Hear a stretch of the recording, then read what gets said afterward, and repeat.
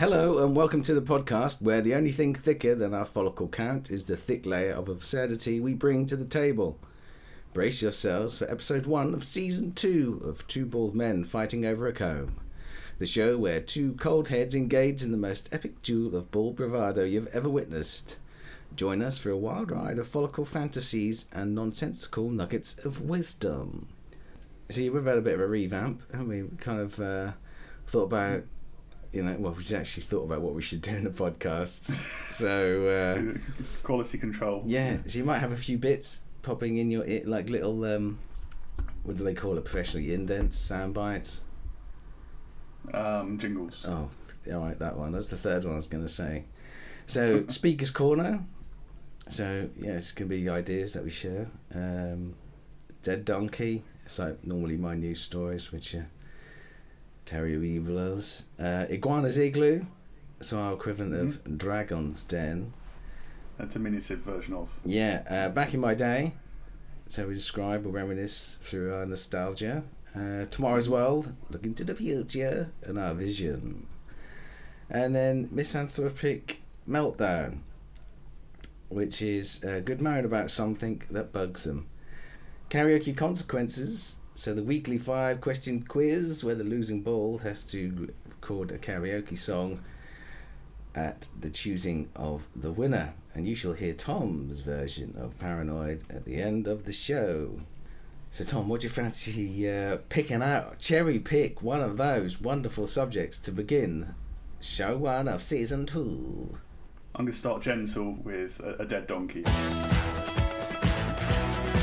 Dead donkey. Dead donkey. Have you got a dead donkey? Buried in the garden. Mm. So I might have had a disagreement with one on the beach. One thing led to another. Do you know what donkeys have for lunch on Blackpool Beach? What? About 30 minutes. Oh, yeah, boy. We've got donkey unions in Weston. Do you know what? Being serious, do you know who does need a union? Care providers, because they don't have anything like that. So that's why they're on minimum wage to get basically treated like shit. If they all clubbed together, if they all got into a union, they'd have a bigger voice and the industry would be so much better for it, because you'd actually want to work there as opposed to thinking, I'll probably get the same money per hour working in a supermarket and I get a discount for my food as opposed to stealing it from the old people. Exactly, yeah, they're not looking. They're I'll put them to bed. Have you ever heard of the guy called Brian Johnson? Isn't he the AC/DC singer? Oh, this is a different one. Oh, okay. But there is more than one Brian Johnson, I can guarantee that. But this is a US millionaire who's attempting to biohack his own body to turn back the clock. Oh yeah, I've heard of him. Yeah, so he's 46 years old, right? And he spends a whopping, not a whooping like what I've got, a whopping $2 million a year in his quest to age his body in reverse. So he's done lots of things in terms of he's had a blood transfusion from his 18-year-old son's blood. So I think the plasma from that he then had input into or infused into his body. And then from that he infused his blood, the plasma from that, into his 70-year-old dad. But they've not actually said how that's gone. Well, that's pretty much my job. Is it? Like taking blood plasma and out of people and giving them new blood plasma. All right. Well, I'll be interested in your thoughts when I finish this story. So just be quiet. He's also on a very strict diet of 1,977 calories. It's very odd. So he's actually been his next thing, right? He's de-aging his penis. I didn't know you could de-age your penis, but make it less shrivelly. Is it? Well, I don't know, because you sound like there's this technology, right? And you have a wand, I like a Harry Potter one, but you sit on the chair, right? And the technician uses the wand and basically shocks your penis through acoustic technology. Isn't that just like a TENS machine? It might be like a TENS machine, yeah, because I think that he said fundamentally they use it for erectile dysfunctions. He said he doesn't have erectile dysfunction just yet, probably because he's messing up with his... Well, it's funny, it's Johnson, so Johnson's Johnson. he describes the treatment. He says it's about a 7 out of 10 on the pain scale, but he says it hits a 9 out of 10 when it reaches the tip. I bet it fucking does. But yeah, but apparently he's knocked 15 years off of his penis. He wears this little I don't know, he described it as like a little pass around his coin pass, and it measures how many erections he has when he sleeps, and he believes it's part of, like, from the amount of times that you come erect when you sleep, it can help pinpoint, like, some cardiovascular thing. He sounds a bit kooky. He's got lots of money and just no time, so he's like, right, what can I have as my next project? His next project, needs to be trying to have a look at the Titanic in a submarine made as cheaply as possible. Oh my god, yeah, I remember that. It's like, oh, we've got to rush to save him. What would you do if you had too much money? I'd just spend it on drugs and hookers. Oh, so you wouldn't waste it then? No. Right. I'd put it all into experience points. Bob Odenkirk. You've heard of Bob Odenkirk. So good, man. He's discovered that he's, like, quite high up in the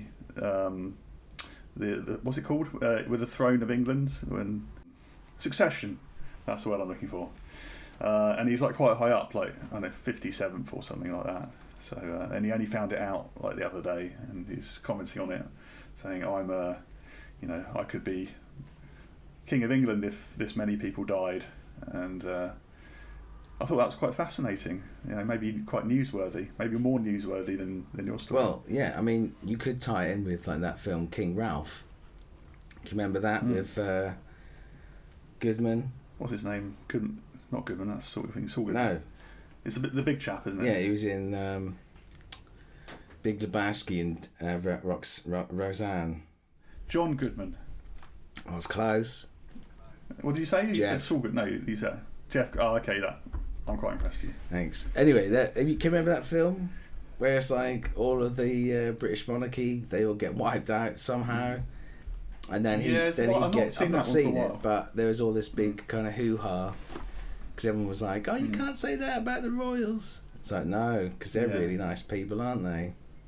If only we knew. Kill them all. Yeah, it's but who else is it? Danny Dyer as well is supposed to be, like, quite high up in the. Well, no, I thought he was related to Henry VIII somehow. So I don't know, because that wouldn't. Oh, was it Henry VIII? Yeah, so that won't put him directly in line because he's not a relative of the Queen or whatever. Is it not, or something like that? L'igloo de l'Iguana. Iguana's Igloo. Talk to me about the Sean Bean Screen Death Consultancy. This is a business idea. I'm quite fascinated by the meme around Sean Bean's deaths on screen. So he's quite famous for dying in interesting ways and numerous ways in a lot of films he does. I remember watching Game of Thrones, and sorry if you've not watched it, and he's like, end of the first season, I thought, I was expecting him to be in this a lot longer. And Jon Snow doesn't really die. And he's, like, related to Daenerys. Just in case you want any more spoilers. I don't know, did he stick it in before he found out he was related to Stick what in? his snow sword? I was like, what the fuck? I can't remember the characters' names. I'm terrible. It's like when I watch, like, The Hobbit. I got to watch it, or Lord of the Rings. If I read the book, I'm just like, who the fuck are they talking about now? Didn't he just die? I know Bilbo Baggins and Samwise Gamgee. That's about it. Bag End, like the place where Bilbo Baggins lives. They actually shortened that name. It's actually called Ball. Ball Baggins, yeah. But no, it's the word cul-de-sac is French for. It is genuine. It's bottom of the bag. Cul-de-sac. Bottom of the bag.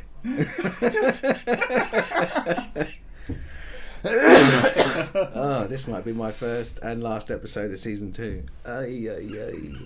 Don't choke. I'm too far away to give you the Heimlich maneuver. That's right. It's liquid. I think it's just this damn whooping cough. So talk to me more about your business idea. I like the sound of it so far. I'm letting it unravel organically. I'm not just pushing it in your face. This is Iguana's Igloo. Yeah. So we're not doing like a pitch in 5 minutes where it's high pressure. It's Iguana's Igloo. It's the smaller brother of Dragon's Den. We just do it gently. All right. Um, So what, you're going to wait until next show to tell me more then? okay. Right, let's go back to Sean Bean and his screen deaths. Yeah. So I've got a list here on IMDb of his interesting deaths. Okay. I'll read a few of them out. What does to you. IMDb stand for? DB is decibels. I'm not sure what the No, IM is. isn't that for the Internet Movie Database? Oh, it could be. So maybe I'm speaking. Why would it shit. be- Why did you ask me if you knew the answer? Because I want to make sure that you know. It's like, why would they have decibels to do with fucking Sean Bean? Well, it doesn't look like they even put the B is. I don't know. I just make shit up and say it in an authoritative manner to make it sound like I know what I'm talking about. This blood is fine So- to go. Anyway, he's buried by dirt in a large grave.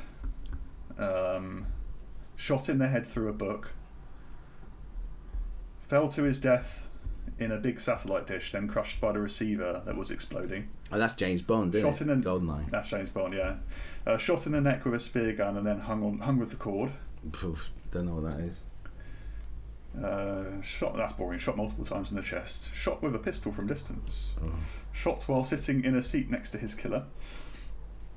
Shot in the head with a shotgun. Shot in the head while fighting in a car. Pushed upon a spike on a boat, which explodes afterwards. Not the spike, the boat. That's Patriot Games. Dismembered by horses. That's quite a good one. Is that like Lady Chatterley's lover then or something? Destroyed by a horse. Going back to this is Henry VIII. Tied onto a gate, left to die. Impaled with a sabre. His neck cut with a knife. Alright. Impaled with a bayonet. Pushed over a cliff by a herd of cows. Gotta watch out for those cows. Yeah. Drowned in a wild river. Stabbed to death while sleeping. Shot in the head with a shotgun. So he's been done with a shotgun okay, well, twice. anyway, yeah. Do we need this exhaustive list? I thought they're quite funny. Oh, sorry, I didn't know what you... So, okay, well... You don't know what I'm driving at. I So know. you're just not letting me be creative. Alright, I'm sorry. You're just assuming Sorry. My voice has got very limited... Go on then. that it's me talking, so you don't have to worry about it. Right. Hang on. So yeah, Sean Bean. I'm going to give you a quote of his. Is now. it Bayek? It's not. It's I can't do the accent, but Lord of the Rings was a good one. My first death was a film called Caravaggio, which is about the artist Caravaggio by Derek Jarman. He's a wonderful guy, great director. That was my first death. I got my throat slit, which is okay. It's your first day, so you're thinking, oh great. But then it goes on and on and on. And I suppose the best death was Boromir in Lord of the Rings. That was very epic, kind Well, of. how did he die in very Lord emotional. of the Rings? He got shot with Uruk-hai arrows. Right. Remember, he was saving the Hobbit after he was trying to take the ring off him. I don't know. And it's like it was very emotional, very moving, and Peter Jackson allowed me enough time to die and to milk it and get the music and pathos. I liked that one. All right. So he's very self-aware of his deathage. So what I was thinking was for business opportunity, because it's such an important part of his career, we could come up with the Sean Bean death consultancy. So we could like check his scripts beforehand to make sure the death is suitable for his gravitas as an actor, and charge a consultancy fee to him and his agent or whoever. So wouldn't his is doing agent that. do that anyway? Well, he wouldn't do it as well as we did it, because we have a good a creative outlook on how people should die. Do we? You know, for example, donkeys on Western Beach and being buried in the garden. You know, it's not everyone can come up with You've that got to stuff. drag that ass though from the beach to your house. Or do you lead it? Here's a carrot. Always dragging ass from the beach Yeah. to my There you go. Here's a carrot. Follow me. Follow me. Yeah, carrot and stick. The stick is when I get back. Yes. Speaker's Corner. Corner. Speaker's Corner. I read this article and it was about the word queer. Obviously, growing up in the 80s, 90s, the word queer is a derogatory name for somebody who's a homosexual. Or prior to that, it was I'm feeling queer, meaning you're feeling slightly worse for wear or something's not quite right. And now there's an article I read and I can't recall it in its entirety, but it was by the LGBTQ+, but they're now reclaiming that word queer. But there are some people who, are kind of against that particular descriptor for them, and it might be that from that generational thing of like, that's what I was called, and it was upsetting and so on. That's not what I'm on about, but those particular things. But what I was thinking about is reclaiming certain words to bring into popular culture, to, as I say, reclaim the words and just kind of lower their effect if anyone did try to use them in a derogatory sense. And the first one I was thinking about is bender. Could be that somebody who's a contortionist or a panel beater. That could be a bender. Something like that, bending like that. So that's what I was thinking about. And then a pufter could be a great new word for someone who's a magician. Exactly, it's like... Maybe take the ta off the end, just puff. Puff. Yeah, puff. He makes things go puff. Exactly. An illusionist is then called a puff. Yeah. But I can't think of any more. But so it's very much based around circus folk. Show business. Well, that's the thing. They're not looked upon, are they? Business. The travelling circus. They're always like, oh, travelling circus. Don't go any of those rides because they're not looked after. They're jippos. They're not very nice people. Blah blah blah. Not things that I agree with. I'm just saying from what I've heard, living in Yarmouth, when the circus or the travelling fair would come to town. But yes, I think, if it applies to them, if it helps them integrate, if they need to integrate, I don't know. I'm not assuming they do. So what you're saying is you're going to make it okay to call gypsies pufters? Not gypsies. I would say illusionists, magicians could adopt that as a new monkier. A new monkier? Is that monkier? A new name. Moniker. A new moniker. Monkier. Monkier Lewinsky. It's a new monkier. I was saying it in a posh sense. I was using my posh accent by monkier. So yeah, what do you think about that then? Reclaiming those two words. I'm gonna have a think. Maybe for another class of people. I think magicians would like to be called puffs. Illusionists. I don't know if contortionists would like to be called benders. But why not?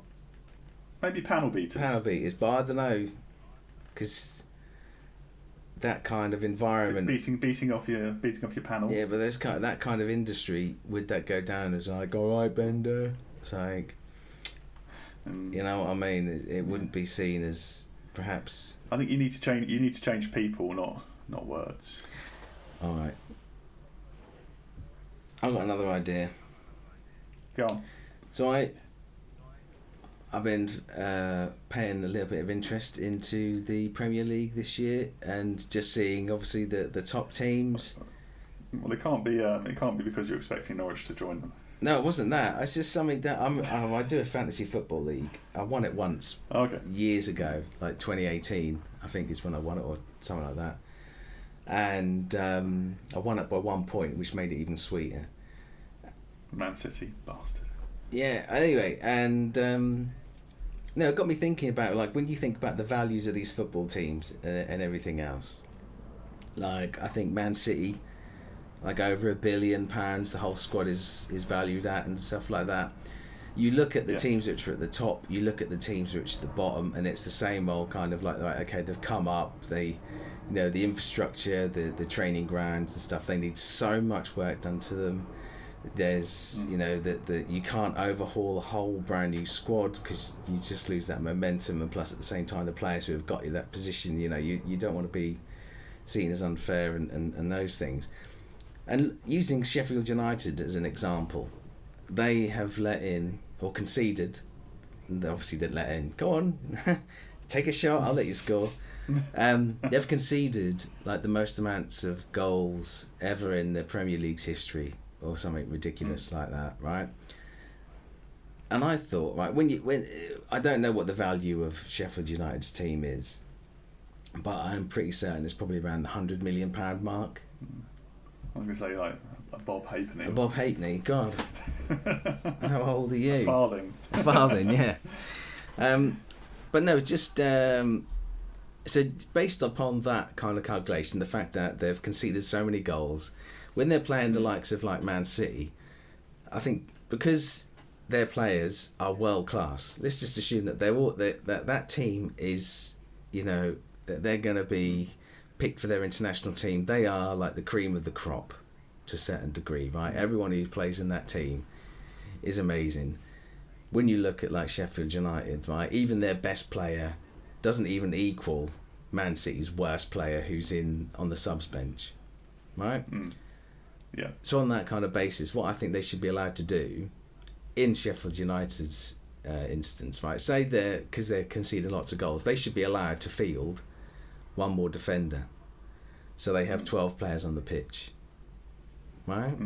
Because there's still that thing of like, because when everyone's like, oh, that'd be so unfair, blah blah blah, but when you've had teams, right, when they've had a player sent off and so it's like 11 versus 10, it's still that whole thing of like, wow, that team can have, there's been instances where they're either drawn or a team has actually been playing against 11 men and won. So I think so basically you're saying there needs to be a handicap. Well, to a certain degree, yeah, just to help them out. So then it's not like a case of Sheffield United. Okay, they come up, they get, obviously they get the parachute payments for a few, whatever it is, and then it's like the bottom few clubs is just like that. It's almost like a rotation of the two. So for example, this year you've got Leicester, potentially Leeds or Southampton. They've been in the Premier League recently. Ipswich are like the new kids and stuff for this particular year, but they're gonna probably two of the three are gonna come back down again and then go back up. And so do you know what I mean? There's that massive churn, and you get all the teams that are kind of static in the middle, nothing exciting. Let's cross over disaster like Everton. And I just think in so much of like having a handicap, because say for example they're a team that aren't being able to score, they should be allowed to field a attacker or a midfielder. But as a handicap, I mean, you could do different things. Like, if you had a team like Man City, who it's like every game they played against like the poorer opposition, they were trying to claw back a 3-goal deficit. It would be exciting to watch. You might actually root for them a little bit. Well, no, I think a neutral. I think having that like 3-0 or like a deficit and stuff like that. I think no, you start it off on 0-0 because then there's that thing of right. Because if, say for example, Luton are 3-0 up, they could just park the bus and just have everyone defend, and it's just impossible. If you have it that it's just a normal game, but they got that extra person, they'll do the same thing. They'll park the bus. Yeah, but then to a certain degree, you might find they get a draw. But then it's up to these world-class players who are earning so many hundreds of £1,000s per week to actually, do you know what, earn your money. And I think that would make it more interesting. And you could try it for a couple of seasons like VAR. Can you really ever earn that much money? What?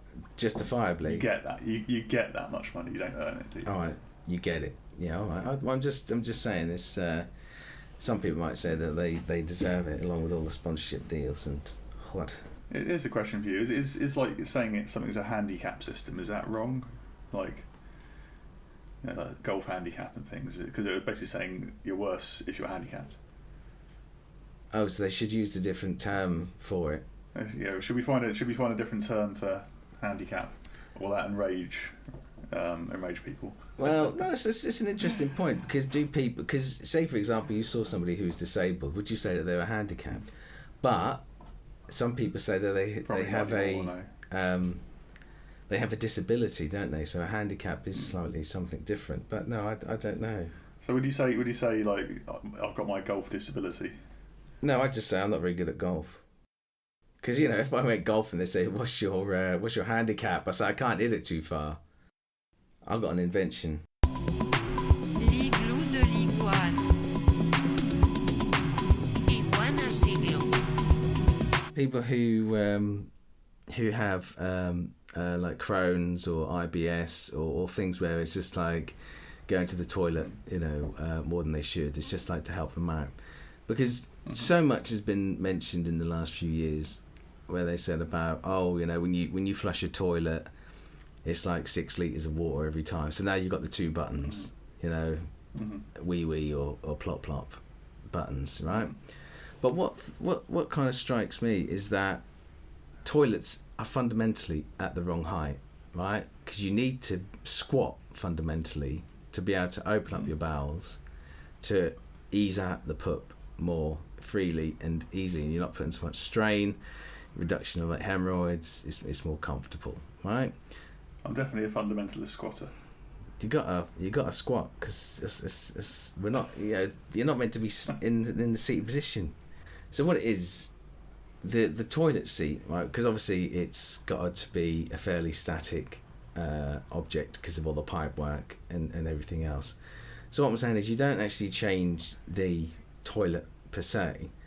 But what it is that on the top you have almost like it's like for want of a better word, it's a water ring, right?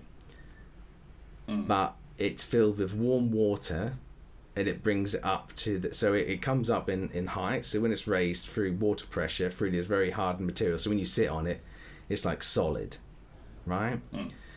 And that's got warm water in it, and as you sit on it, it then decreases, and then so then the water is removed from that, and it slowly brings you down, raising your knees up slightly, allowing you to be in that squatting position. The water that has come from that ring, because it's also warm as well, so you're not sitting on a cold seat, right? That water is then stored. So after you've finished your ploppage and you've had a wipe, that warm water is then used as a bidet to help clean your anus. And then when you're finished and you want to then go back into the not standing position, just catapults you off of the thing, you press a button, and then what that does is it forces this water through the cushioning thing that you've been in before, which is obviously a very robust material. That then increases, and it then raises you to the height of what you were on the normal toilet before previously, and you're then able to get off the toilet and flush it, and it's there then ready for the next person. Because I just think it'd be a really good way. I mean, I think that should be for all toilets, because either that or you get like a little step stool, but then that's all kind of like not step stool, you know what I mean, them little stools that you get for, not a stool, but there's stools you get for kids when they're like training, they help them to step up to the toilet and stuff like that. But I think it'd be good for people's bowels. Right, I'm going to be the iguana now. Yes. I would not invest in your business. Why not? You're an asshole. Assholes love my invention. It's a very elaborate system to do something that is quite straightforward. I mean, they're going on about it in Hollywood, like all the actors, and there's like a little stool that you can put in front of the toilet and then put your feet on the stool and your body's in the crowd. Yeah, but if you're elderly and stuff like that, trying to get that stool, because I remember borrowing my son's one, and it's like when you're trying to sit down, then you've got to try and drag the little stool. Maybe it's because it is a footstool for a kid or whatever it is. That's not a pupping stool. I know, but then you've got a warm seat. Yeah, but there are, I think, warm seat devices that exist. So I think you get a bidet, to clean your anus. You put all these different things that exist already into one invention, but the way to actually get it working would be really expensive, and it'd be like £1,000 toilet or something. And really, all you need to do is put your feet up slightly on a stool, or have a little warmer on your toilet seat, which exists. So I'm not investing in your idea, Rob. I think you're destined for bankruptcy. Can I present you to my next idea then? Go on, I'll give you one more. All right, so imagine this, right? You're in a foreign country. You meet someone in a fellow traveller, right, on a campsite, and it's like, damn, their English is crap. Your, say, Italian is even worse. You'd love to have a conversation with them, that whole thing. What it is that using an app that you can download onto your phone, what it does, it allows you to connect two pairs of earphones to it, right? And so then one person has their earphones in, the other person has their earphones in, and then what the phone actually does is using you would speak in English, and then what it would do is that it would translate it into Italian, and beam it to this person in his earbuds, and then he would speak, the phone would pick it up, and they'd listen to that, and that'd beam it back to this person, but in this kind of conversation and everything else. And then what it then does, it'll transcribe the whole of the conversation in both languages, and then it can send those automatically at the end of the conversation to these two people, so you get an idea of like, okay, so that's what I'm saying, and it'll highlight certain words to say that were repetitive, or keywords to perhaps, because isn't there something they say like you only need to learn about 130 words to get by in some form of language, so it'll highlight those keywords for you. And I just thought it was a really good way, because you can get Google Translate, but it's all written, and then, or they may speak it back to you, but it's a very slow, clunky thing. And I thought if you both got earphones or earbuds in, and you're just talking as normal, you don't need to look at the phone. You can look at each other, get more of the gesticulations, look at each other in the eye. Okay, so I'll be the iguana again. I think it's a good idea, and I think people have been onto it already, and the technology isn't there to do it yet. Translation is actually a really difficult thing to do well, even with AI. AI. So I think I mean, it's not a bad idea, but it's just, I don't know if you can really deliver it with the technology that you have to hand at the minute with your ChatGPT or whatever it is on your phone. Karaoke consequences. You ready for your quiz? I'm ready for a quiz, go on. I asked Rob prior to recording to write down 5 films that anyone might recognise. I played a quiz game, a charade sort of game. It's called Poetry for Neanderthals. Have you heard of this game? No. So I'm going to give you a 1 minute timer, and you need to describe the film without saying what it is, so I can guess it. And you're only allowed to use 1-syllable words. That's impossible. My head's like all mush. 1-syllable words? Yeah, so and then if you say any 2-syllable words or more, then you lose. Oh, this is tough. If I get it in the 1 minute, then you win a point.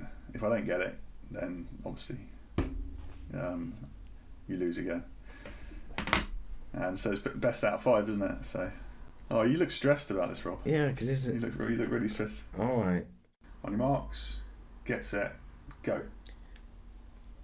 I don't know how they found me, but they have.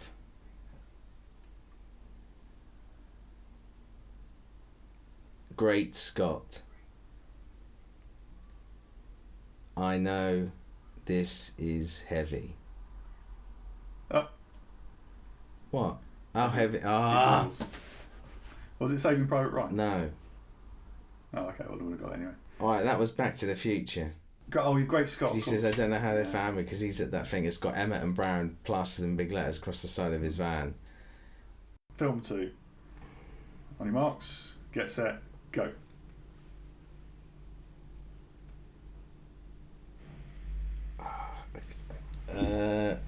I wish I was big and could work in a toy shop. Big. Yes. You said the name. I know. I want to say older. I've gone into a 2-0 lead. You need to... I know, well, it's going to be hard. There's no way. I think me describing it and you getting it right... Oh, I don't know. This is tough. It's bloody tough. All right. Oh, dear, Rob. Oh, dear. Right, third film. Ready, steady, go. Zed is dead. Oh, Pulp Fiction. Yeah. Yeah. Damn. That's clever, wasn't it? Oh. Right, okay, so 2-1. What do you mean 2-1? I got it right, so therefore you get a point. Yeah, but you got big right as well. No, because you said the name of the film, so that's against the rules. It's like right. You can't say okay. the film. All right. Okay. So it's 2-1 to me. You still need to get these next 2 Hang right. on. No. I've done Back to the Future. which I didn't get. Oh, big. And you did there were 2 syllables in one of your words. Heavy. All right. Okay. On your marks, get set, go. Flying. That's 2 syllables. Oh no. Oh, sorry. No, I meant to say fly. No. You lost. No, I wasn't. I meant to say fly, but I was thinking of something else.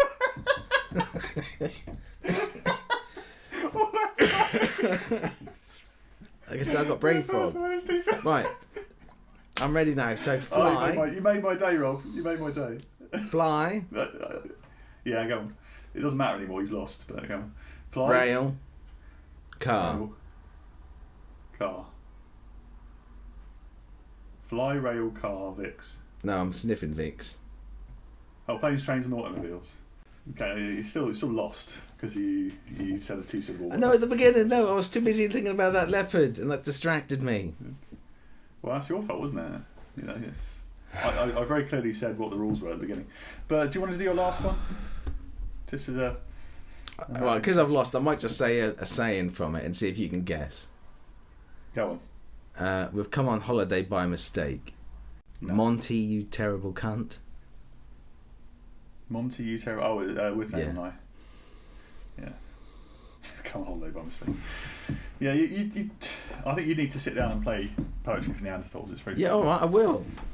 When I'm All not right. like sleep deprived from my whooping cough. I tell you what, right? During the day, I'm all right. I feel like I need to have a coughing loads, right? Gives me neck ache, which then gives me headache. So I'm taking, much to your chagrin, ibuprofen because it helps. I nearly doped myself up on some codeine, but then I'd need one of these special toilets to help me because they always constipate me. Yeah, codeine's good for cough suppression. Is it? I might have that before I get to bed then. But it's also addictive. Oh, I'll only have one. I mean, I don't like it because it basically bungs me up like something chronic. So I told you I've been suffering a little bit with back pain and neck pain. Oh yeah. So I went out and bought a TENS machine, Right. and it's actually quite like crazily intense. It's like I had it on my neck last night, and you're not supposed to put it on your neck, but I did it anyway. Oh well. And it's like making my shoulder like go like I'm that. not surprised the amount of nerves that run through the neck. I know. So why'd you do it then, I just needed- medical Oh, professional? 'cause it felt good. That's why. And I had it on my back this morning. It's really good. But I was thinking in like Spinal Tap fashion. Why isn't it like an 11s machine? Anywho, because you failed at the quiz, which to be fair, even if you'd done well at the quiz, you would have failed at the quiz. I know because I'm thick. No, because I wouldn't have let you. All right. As I wouldn't have got any of your quiz, your films towards the end.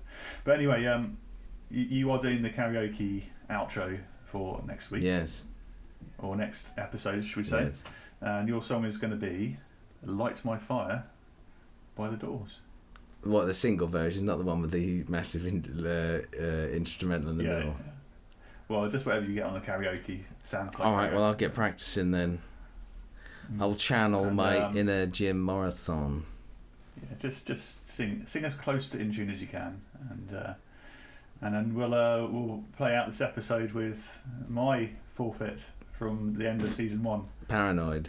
which is Paranoid. Well, I chose Paranoid. You said Oh. a Black Sabbath song that people might recognise, so it's got to be Paranoid. Gotta be. And, so enjoy. Do we know what we're doing next time? I haven't got a clue.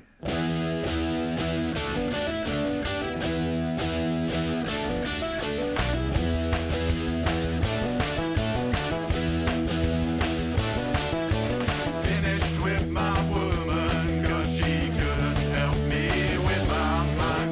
People think I'm insane because I am frowning all the time.